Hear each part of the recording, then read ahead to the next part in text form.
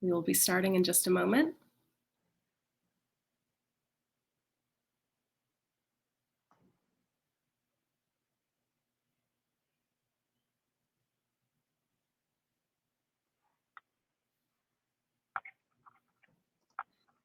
All right, let's get into it. Welcome, everyone. Thank you so much for being with us today. I'm so excited and honored to moderate this panel as we talk beyond the vote, how to stay civically engaged all year long. The purpose of this panel is to talk about the work that is happening in our communities to make sure our voices are heard and our needs are met, because we know that elections don't fix everything. I'm joined by a panel of amazing and accomplished women doing that work. And so I thought I'd kick us off with a short quote by another amazing and accomplished Black woman to get us thinking about civic engagement. Being the queen is not all about singing, and being a diva is not all about singing. It has as much to do with service to the people and your social contributions to your community and your civic contributions as well. Aretha Franklin. So allow me to introduce our distinguished panel for this afternoon. First off, we have Boboy Gatheru, who is an organizer, an activist, a social commentator, and a senior program manager at the Andrew Goodman Foundation. Boboy also brings an expertise in youth civic engagement, and we've seen how impactful that can be, so I hope we have some young people in the audience ready to learn. Kelly Bennett is the Director of Communications at the Georgia Municipal Association, and she recently started Momentum Minutes, an online guide to civic engagement. Kelly is serving the community by connecting us to our leaders and the issues that we care most about. We're so excited to hear her perspective today. Lastly, but not least, we have Stephanie Piggies. She's a coalition builder, a policy advocate, and a social justice activist. She's the Director of Public Engagement at the Office of Governor Roy Cooper of North Carolina. And you can also catch her lending her expertise at the Young Black and Political podcast. I'm Lauren Dent. I'm a senior analyst at the White House in the Office of Presidential Correspondence, and I'm just honored to speak with this panel today. So we'll have some polls in the chat. If you see it, drop your answer. It's all anonymous. Please feel free to engage in the chat, ask your questions in the Q&A. We'll try and get to some of those at the end, and we're excited for this conversation. So let's get right into it with our first question. We'll be able to learn a little bit more about you and get into this conversation. So all of our panelists have a connection to Georgia. Even I do a little bit. My dad went to Morehouse, my grandma went to Spelman. So can you talk a little bit about what your connection is to Georgia? And as we all know, Georgia has shown us so much in the past couple years. So what is one takeaway you have from either recent or last year, things that we've seen in Georgia that can maybe illustrate some trends that we're seeing across the country? Get away. I guess I'll start since I am probably the closest. I actually am sitting in Georgia right now. I'm in Atlanta. I work for Georgia's Municipal Association, which like at its core, we represent all of Georgia's 537 cities. So really quickly, just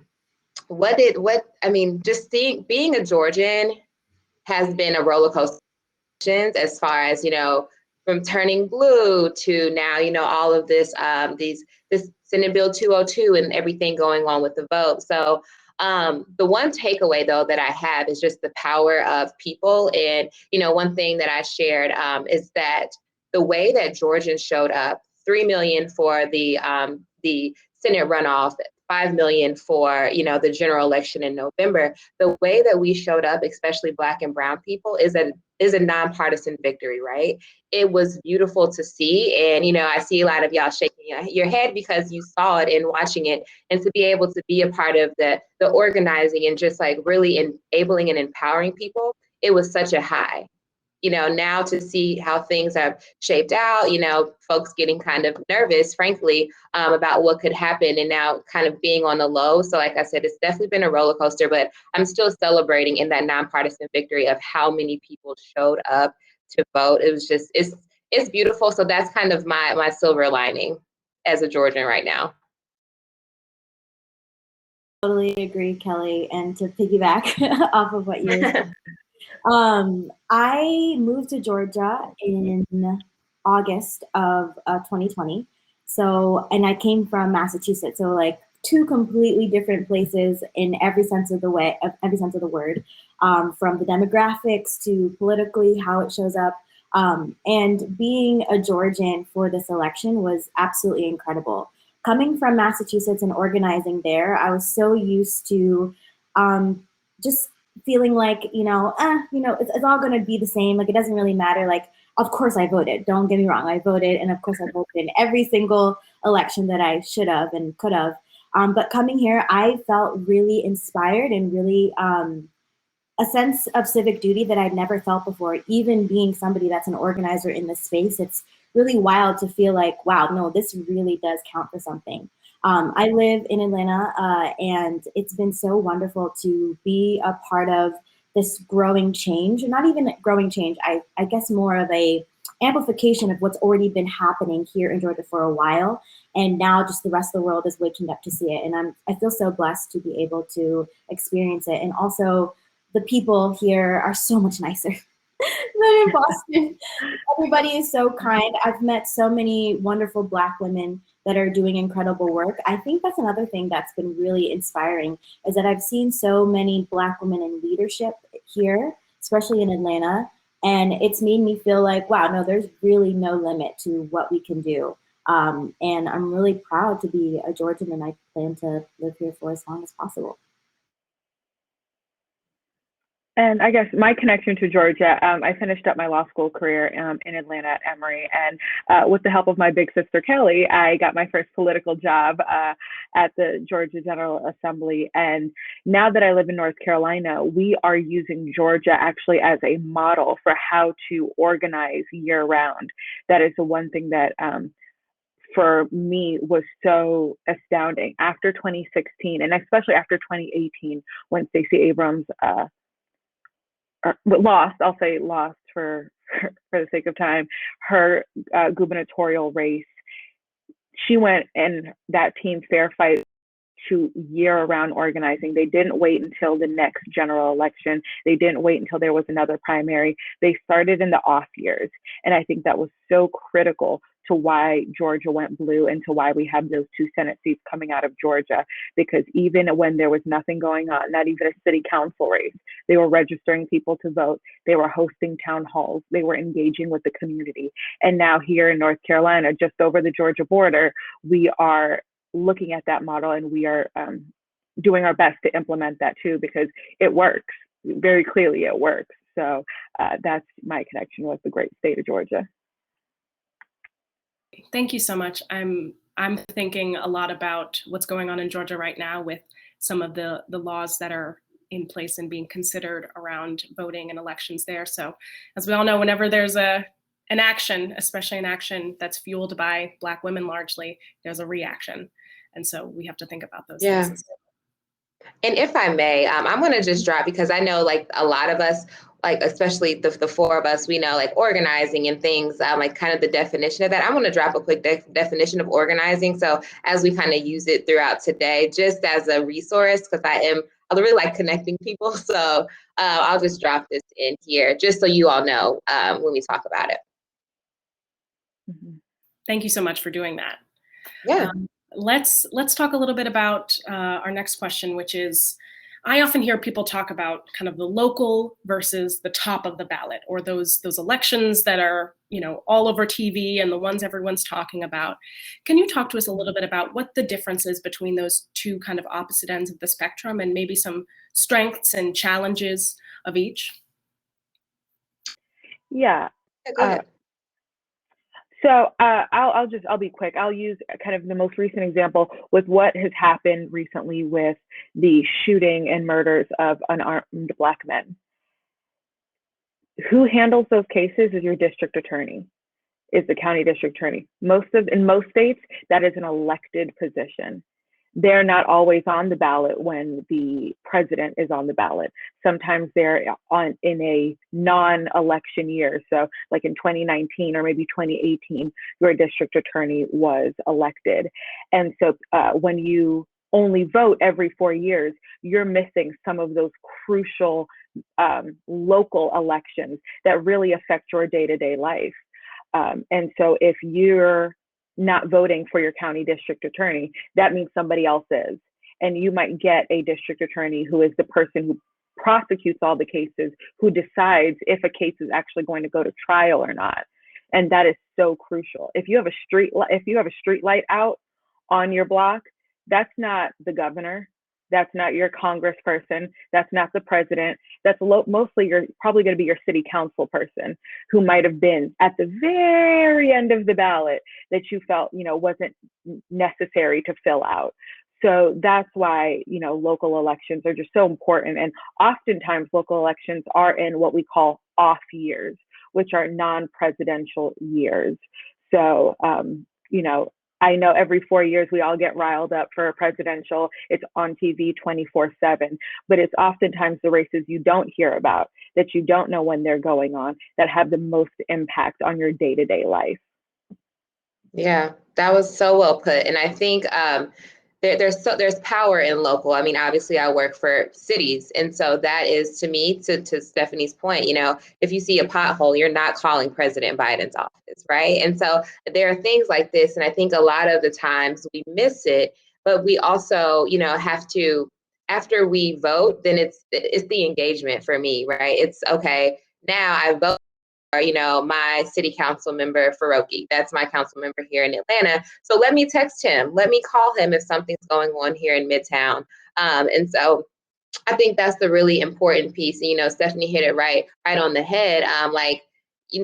People in Congress, they get the all the time. They get the stage, but let's be honest, our mayors are the ones that are working. And it was really surprising to me to see, that not a lot of people could, identify their council member or their mayor. And so that's when I kind of said, well, what can I do? Instead of criticizing, what can I do to help? And I think that's how Momentum Minutes was birthed. And, even thinking about Ahmaud Arbery's case and, that DA, what we don't know, Tom Durden, like to Stephanie's point, he was elected, by people, and he did not want to hold Ahmaud's killers accountable initially. They kept tossing this case back and forth.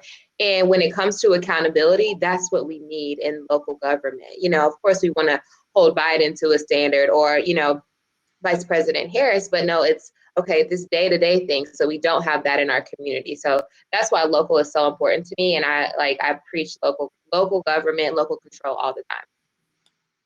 Completely agree. And I would also add, on top of everything that you all said, it's also where the people have a direct say in what happens in their government more than any other area of the ballot.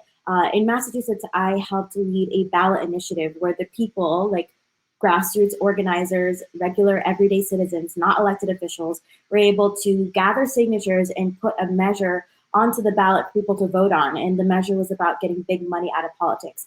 I know every state's a little bit different on how ballot measures work, but needless to say, there are different avenues for groups of people to come together and say, okay, our elected officials aren't addressing this. We need this to happen.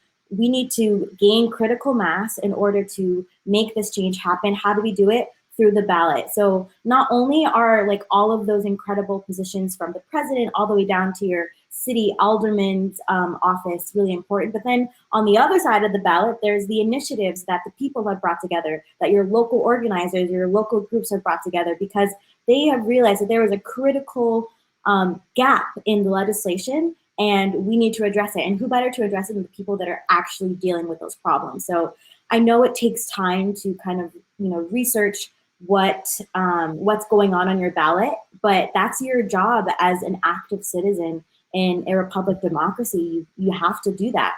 And with people like Kelly bringing this information down to the people, making it super digestible, you have other folks that are all over podcasts. There's Google, it's free. I mean, there's so many different things that you can do. It always makes my organizer heart sad when somebody's like, oh, I just kind of pick whoever. I'm like, no, there's so many ways you could have researched it. So I lovingly encourage everybody to just take that initiative and to take that responsibility onto yourself. Mm-hmm. And if I may add really quick, I know that we are all boss ladies out here, have 9 to 5s, and 5 to 9s and are busy and working and can't always keep up when the mayoral race is, when city council is, if you go to vote.org, vote.org, there's actually a tab that says text me reminders. And when you put in your name and address, it will text you 2 weeks, a month before local elections. So it'll let you know your mayor's race is coming up soon, your town council race is coming up soon. And they also have sample ballots on their website that you can print out. So I would really recommend everybody go look at that resource. You can register for it once and don't have to think about it again. And they will text you when there are municipal local elections coming up in your area. Yeah, that's really good, Stephanie. And I think, to so many points that we're making, a lot of times the power of research and the power of, just going and looking at your sample ballot, before you go to the ballot box and not just skipping those things, because like there have been, when I see certain ordinances passed that I voted on, I'm like, oh, wow, like that, I was a part of that. And it's joyous to me, but it took me a while to get to that moment in that space. And I think that I want everyone to experience like liberating, like, oh, I voted no against this because this is how I felt in my heart. So definitely, I know every state, the majority of them, you are able to access your sample ballot prior to, so say you go and sign up at vote.org and then you say, okay, well, let me go and look at my sample ballot to see what I need to do. And there are also civic engagement organizations. I know ACLU is a very big one that will really kind of in your area, there are chapters in your area that will support you. And, you can go and sit in on a quick webinar or like, okay, what does this issue really mean? And why should I care? Like, you're not in this alone. So true. Thank you all for those resources and that information. As we're kind of talking about grassroots and those kinds of things, I'm wondering if there are any movements that you all are seeing that are creating some positive change that are exciting you and giving you some hope for some change in the future. Yeah, there's so many movements that I could talk about. I think from my perspective, I work directly with students, so student organizers at institutions all over the country that are working to increase civic engagement and democracy opportunities on their campus. And so I'm seeing a real groundswell of engagement in civics in a way that I've never seen before. I mean, I'm not that old, I'm really 25. But from when I was in college to seeing how other young people are, the students that I work with directly, there's just such a huge increase of interest and genuine buy-in into the political process that I've never seen before. I'm seeing students be like, I'm gonna meet with my local elections official, I'm gonna meet with my city alderman, I'm going to meet with this person and advocate directly for increasing voting opportunities, like bringing a polling site onto my campus, like making election day a holiday so that students don't have to worry about missing class in order to go vote. Like they are taking that initiative onto themselves in a way that I've never seen before. Even when I was that age, even though I was an organizer in college, I didn't feel that same sense of like, I can do this kind of mentality. So I think that that's incredible. I would also say the other movement that I've really been seeing is just police accountability. I mean, there's so many different facets of that, all the way from abolishing the police to like just accountability, which is the bare minimum. But this has become a lot less of a politicized ideology, which I think is super interesting, especially because I know all of us can remember when Black Lives Matter first started and everybody was like, what does this mean? And we're like, Black lives just literally matter. Like, it's not that big of a deal. And now it's becoming a lot more of just a normalized thing for people to internalize, but it doesn't feel as partisan as it used to be. So those are two things that I've noticed and have made me really happy to witness. Yeah, those are all really, really good. I mean, that student civic engagement, oh God, it's precious, right? I think that the top two things that I'm seeing and that are really hopeful for me are just the way that Black women are like, I mean, we always knew that Black women were leading this, right? We always knew that our democracy was built on the backs of Black women, but now to see them coming together and to see us not working in silos, not like having our own, stage and say, I don't want to share this. Tati and I were actually blessed with the opportunity to help with branding and packaging of like 7 of the top organizers in the Southeast, the NSE UFATs of, New Georgia Project. Think of 7 of NSEs, just all coming together to bring their collective, wisdom and influence and expertise. Like this is, I've never seen this done before. So they actually, have a collective that they are starting just to really help mobilize across state lines. So that's just beautiful seeing how Black women are coming together and how we're getting our flowers, right? We were doing this for so long without the flowers, but look, we don't do it for the flowers, but it feels good as heck to get them, right? So I guess definitely Black women coming together. And I think, I also have the privilege to serve as our Equity and Inclusion Co-Chair for the Municipal Association. And to see these conversations with mayors in rural Georgia or up in the mountains, they're saying, wow, I may not have been as inclusive as I thought I was. And for them to be vulnerable and have these conversations, obviously we want things to happen overnight, but we know they won't. But just seeing it on the local level, like really having inclusive conversations. Yes, race is huge. We lead with race because it's one of the biggest things, but just inclusion is really, really awesome to be in this space now and to be a part of it.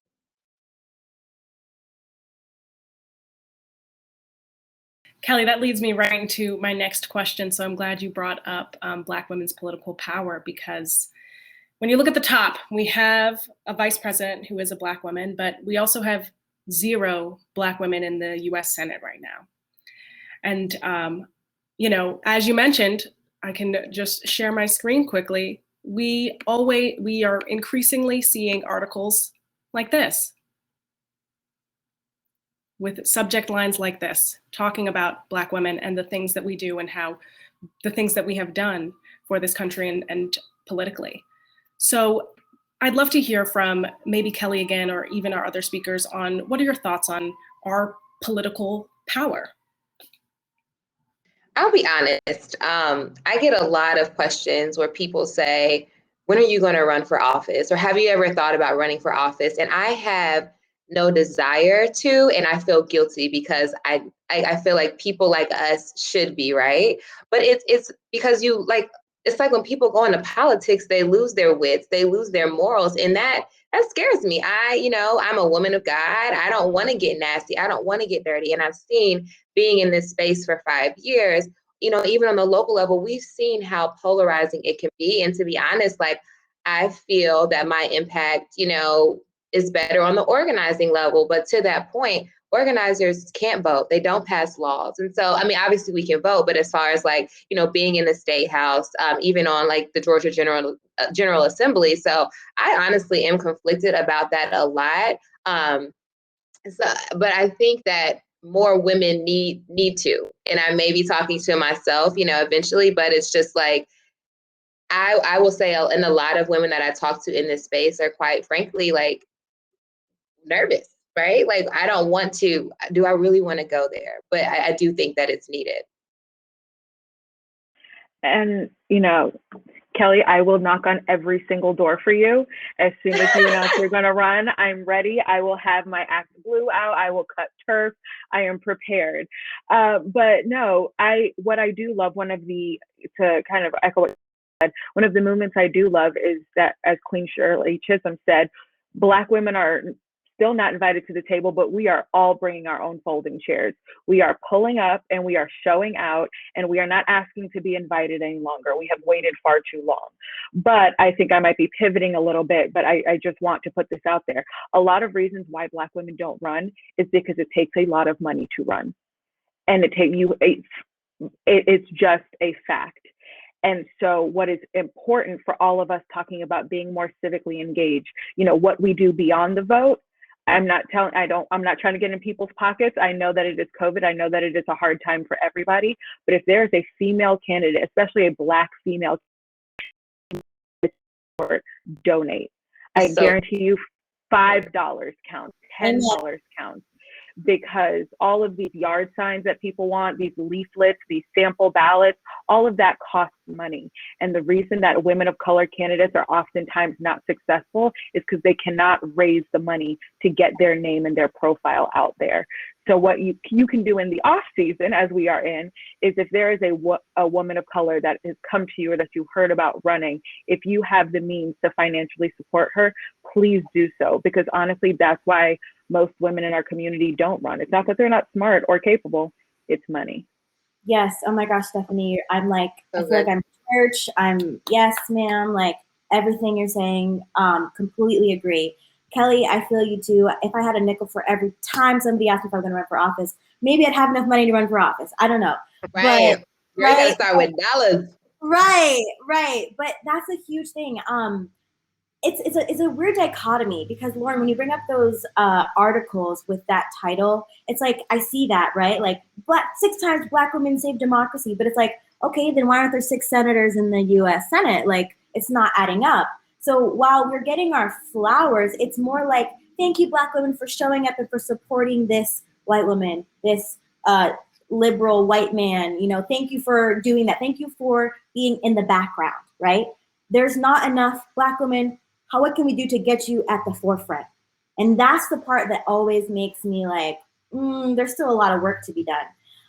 And I completely agree with you, Stephanie. And the way that I kind of encourage people, and I'm speaking to myself too, to kind of fight against that is, like you said, Stephanie, if there's a Black person, a Black woman in your area that is doing incredible work, encourage them to run for office, donate to whatever campaign. And also, if there's not a specific person in your area, there's so many organizations that literally train Black people, Black women in general, to run for office. I'm sure that Kelly and Stephanie know a ton, so I'll encourage them to drop whatever links in the chat. But that's the place to go. There are groups that literally just help to incubate Black women leaders to run for office, and that's where you can send your money to. So it's while we're getting our flowers, it's not enough. We need the flower, then we need the scepter, right? We need to be able to go and also lead. And there's not enough. There's not enough. Not enough of that support happening right now. So encourage you all to just put your money where your mouth is as well. Absolutely. I mean, I think we've seen that Black women are doing the work and somewhat getting our flowers, but I think you're all right about the things that can be done to really put us at the forefront and really elevate the leaders who are already doing that work. But the other side of that is that we, as organizers and Black women in this space, I think get really burnt out. 2020 was hard for so many reasons, and especially for Black women doing civic engagement work. So what advice do you have to women who are really struggling to find the motivation and find the energy and really keep doing this work in a time that's so hard and it's really easy to be drained? Yeah, I think that it's so many things. I think for one, while Black women are looked at for saving a lot of people, you also cannot be pouring from an empty well. So you can't be saving everybody else if you're not also saving yourself. And I think that's where, at least for me, my trepidation comes when I think about running for office, because I know how draining it is. You're no longer your own person. You are a public figure and so many other things. So I think don't put this pressure on yourself that the media and that other people are trying to paint about Black women saving the world, because we are, but that's not our job. That's not our purpose on this earth. Your purpose is to enjoy and to live and to laugh and to do all the wonderful things. And if saving the world is a part of it, that's awesome, but that's not your only purpose here. And don't let the world tell you otherwise. And to take care of yourself, take care of your family, step back when you need to. Being selfish is okay, especially when the world takes so much from you.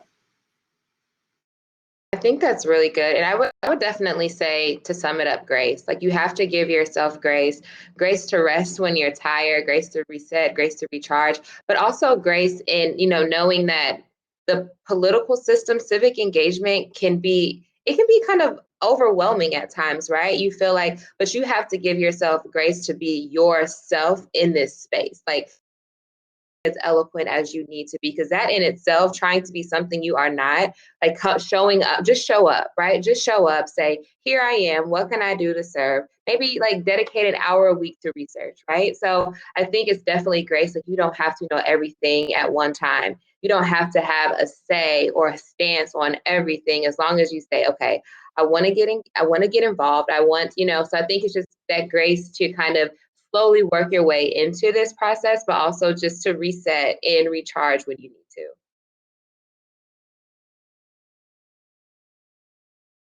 Yeah, I just agree with everything that's been said. I think just grace and peace and knowing that you've done the best you can do. I know that oftentimes elections are draining because when your candidate doesn't win, it takes a lot out of you. When your measure doesn't pass, when the ballot measure that you were advocating for doesn't pass, it hurts. I think a lot of us after 2016 know what that hurt feels like, and it's sometimes crippling, because if you do this as a job, this is your job 24/7. During election season, I think everybody here can agree, if you get 5 hours of sleep at night, you are living large. And so for that sometimes not to come out as a win, it hurts, and you have to know that even if you lost, you did something. You registered one more person to vote. You pushed an issue forward. You brought another issue to light in the community. And so I think just knowing that it is not an end sum game as it seems. Every little bit that you're doing, every person that you talk to is pushing democracy forward for the right things. And just knowing at the end of the day, you are doing the best you can. And want to highlight in the chat, show up. That's something that was highlighted in the last panel about Black women in the corporate space. And so clearly there's overlap in the things that we do, because we really are putting ourselves out there and doing the work and working hard, and sometimes not getting the recognition that we deserve. So showing up is so important. I'm going into my last question for this group. So if you have any questions from the audience, please drop them in that Q&A section of the little chat function. If you see Q&A at the top, drop the question in there, or if you drop it in the chat, I'll look at it too, as we lead into my last question, which is, in the times right now, it is so important for all of us who have the ability and the strength and the power to lift our communities up to do so. So what are some things our audience can do, regardless of where they're at and kind of their role in this larger picture? What are some things we all can do to lift our communities up and help those around us? I think for me, like especially in terms of civic engagement, is just awareness. Take today, like if after this, like literally just find the name of your local leaders, and just find them, their contact information. I know for Georgia, that's, really easy just to go onto your voter registration page, and they will show you what district, your House representative is, your senator. So they will show you all that information. You don't have to contact them. Just find out who they are. Even follow them on social media, so you can be able to engage there, or just like something. Just take the step, just that small step, and then maybe the next is that you send them an email or you give them a call and let them know you want to introduce yourself. Just do that, because just that, and that can be the first step. And so knowing that, and then being able to go into that a little later, I think it'll be so much power for your community.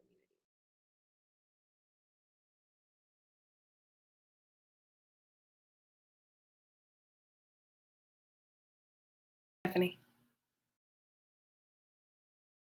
Yes, I am.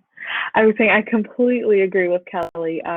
And for those who are saying, what can I do now that nobody's running for everything?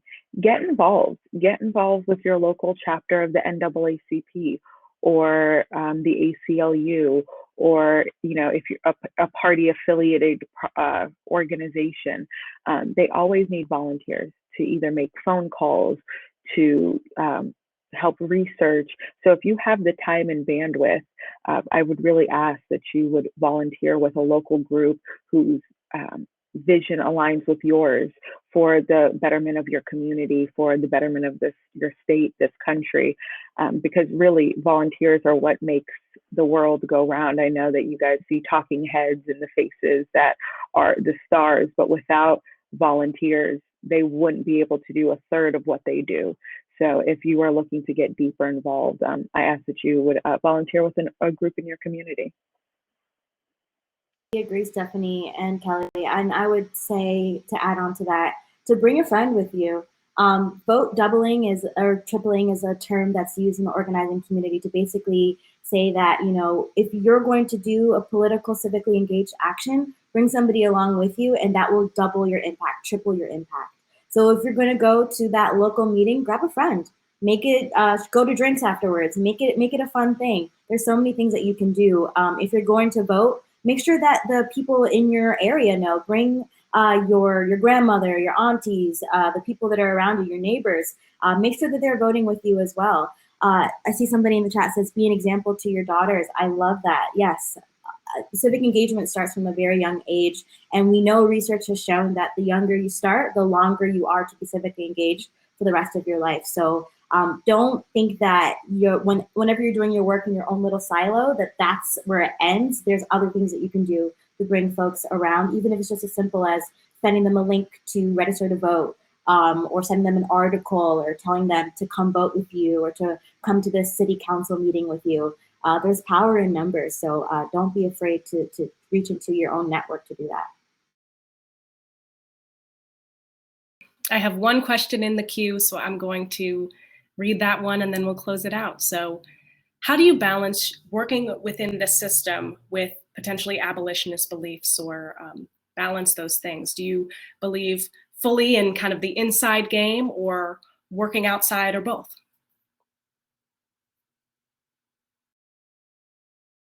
Yeah, you have to do both. You can't, especially, you know, it has to be nonpartisan, because let's be honest, with the GOP in Georgia, it's, you have to, like, if Governor Kemp, if I was to see him, I would speak to him, you know, because he is the leader of our state right now, and he definitely, you know, has power. And I think it's, you know, it's respect. It's really trying to come together to make things make sense for everyone. And you can't, you know, in my experience, I can't be on one polar side, and that just, it has never worked for me. And just like kind of seeing changes happen on a local level. So definitely have to be both in my mind. I completely agree, Kelly. I believe with Walt Whitman, and it's I am a multitude of contradictions. I believe that it has to be both.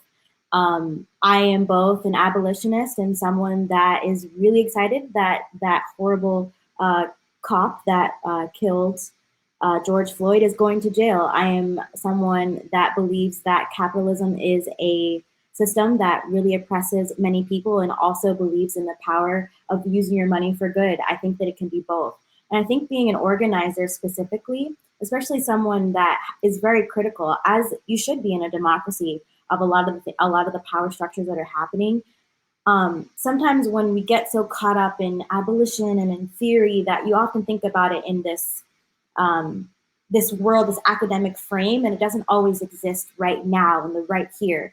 So the way that I think about it is I'm moving towards this vision, this larger vision, and there's aspects of this vision that may not all be able to come to fruition at the same time, but there's things that I can bring along with me and things that I may have to drop. But right now, right here, there's still problems that need to be fixed. And what am I going to do? Sit around and wait for it, you know, the theoretical future to happen? That's just not the case. So I'm here. I'm doing what I can right now. And I will be happy when the world is progressed into another place in 20, 30, 40 years. But I can't sit around and be ideologically, you know, moral just for the sake of it, without actually also getting my hands dirty and doing the work as it needs to be done right now. So it doesn't have to be one or the other. Being a person, being a human, there's so many different truths that are all true at the same time. And you shouldn't limit yourself just to one practice just because it feels like the right thing to do. There's so much to be done right now. And Kelly, I love how much you talk about being nonpartisan. I completely come from the same place, being an organizer on a ballot initiative, you have to know how to talk to people wherever they're at. Organizing 101, I think one of the first things I ever learned was you have to meet people where they're at. So being cognizant of that and all of those things, you kind of just have to do the work now because it needs to get done. Just to add, just quote from Hamilton, you got to be in the room where it happens, right? You have to be in government, in the city council meetings, in the town referendum meetings. You have to be in the room where it happens to pass change. I think that activism is great, protesting is great. All of those things are tools that you use to engage with government. So one without the other does not create change. You have to have both. Like I was like, protest, then vote. Protesting to the polls, because if you just have protests and don't engage in that civic action, then you only can get so far. So being in the room where it happens is definitely extremely important to those ideals becoming laws potentially. So much. That was so insightful, and I think has re-energized me and given me more motivation to go out and do this work, especially, you know, right after a big election. But like you said, it doesn't stop.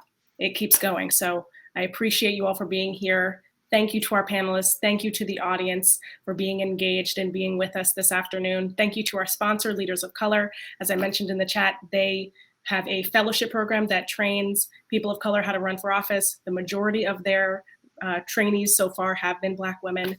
They trained the only Black woman on the ballot for US Senate in the last election, Marquita Bradshaw from Tennessee. So if you're interested, look them up. Thank you for sponsoring this panel. And I'll just leave us with one more quote from another Black woman who went above and beyond to literally free her community. Every great dream begins with a dreamer. Always remember that you have within you the strength, the patience, and the passion to reach for the stars and change the world. It's from Harriet Tubman. So find your dream, reach for it, because your communities need you and we need you. Thanks, everyone. Thank you, Lauren, for this wonderful panel. You are great. Thank you. Thank you. Thanks, everyone. lady. Bye. Have a good one. Bye.